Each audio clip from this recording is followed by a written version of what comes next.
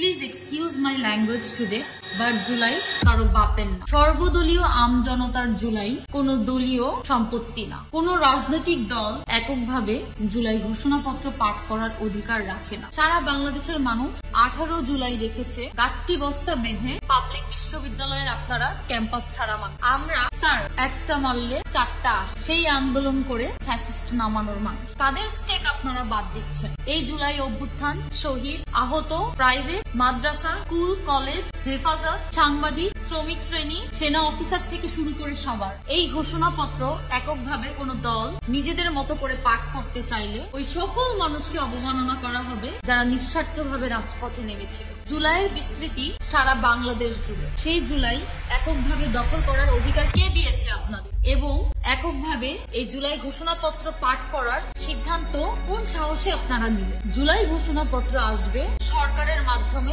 রাষ্ট্রীয়ভাবে, এবং জুলাই ঘোষণাপত্র থাকতে হবে সংবিধানের মধ্যে সমগ্র বাংলাদেশকে। সুতরাং জুলাই চেতনাকে বিক্রি করে রাজনৈতিক ফায়দা হাসিল বন্ধ করুন। এসব সুবিধা অর্জনের জন্য জুলাইয়ের প্রতি মানুষের অনীহা সৃষ্টি এবং জুলাইকে প্রশ্নবিদ্ধ করা থেকে আপনারা বিরত থাকুন। আমাদের শহীদ এবং আহত ভাইদের কষ্টে অর্জিত জুলাই সারা বাংলাদেশের সকলের মনে জারি থাকুক এবং জুলাইয়ের প্রতি ভালোবাসা সারা জীবন অটুট থাকুক।